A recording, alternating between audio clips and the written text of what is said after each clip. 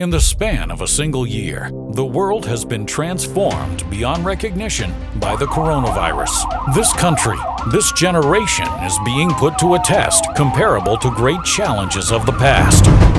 Have now more than 2,500,000 Americans. Across the nation, frontline workers have been pushed to the breaking point. Given the spread we see, anything is possible. Equipment.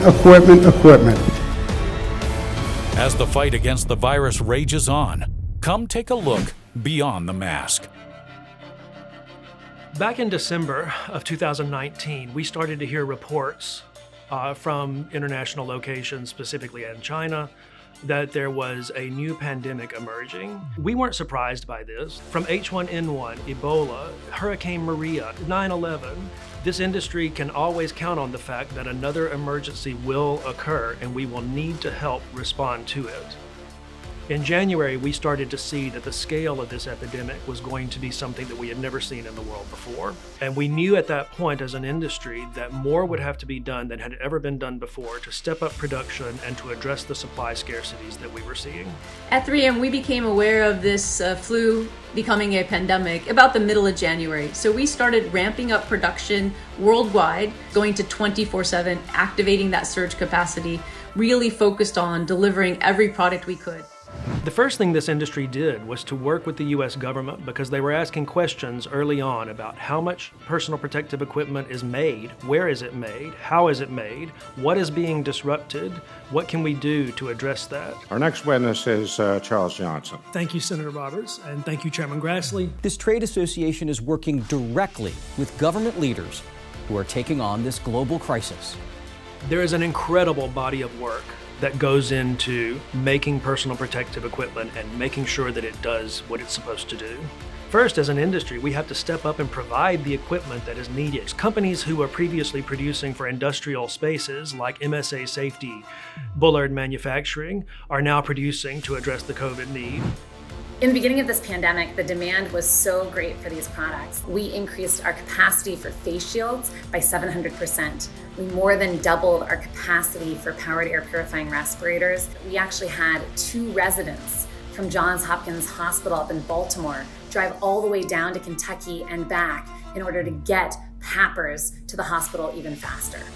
But second, we have to make sure that that equipment stays safe. We have to make sure that it's not fake or counterfeit or fraudulent. And we have to make sure that the end user is educated on how to use the equipment, on what equipment can be used. By the middle to the end of March, we became aware of situations in which people were being defrauded. So we started to be contacted by people who claimed to have authentic 3M product, and it was no way that was possible that was authentic product. So this is counterfeit product. And then of course there's price gouging, being charged an exorbitantly high price for a product that normally is only about $1. And it's like $5 to $10. So we immediately took action with our legal team, and we've continued to do so. As critical as this pandemic has been, we still live in a world where processes and approvals take time. And there are layers of clay in government and in industry. And an organization like the ISEA can accelerate that by bringing those parties together. Because of COVID, there was an unprecedented number of applicants seeking NIOSH approval.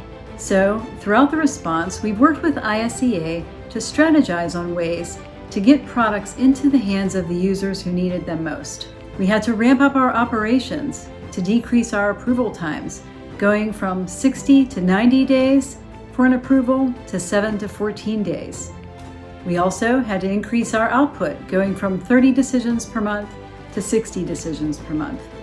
And throughout the response, we continue to work with ISEA, and I see we will continue to do so into the future. There's still a lot to do. As an industry, we have to help the U.S. respond to the rest of the COVID crisis. This is not over. Every emergency situation, every event has been different. And so you can't ever really prepare for the next event. You just have to be ready. At the end of the day, it's about keeping people safe. And that's what we as an industry will continue to do.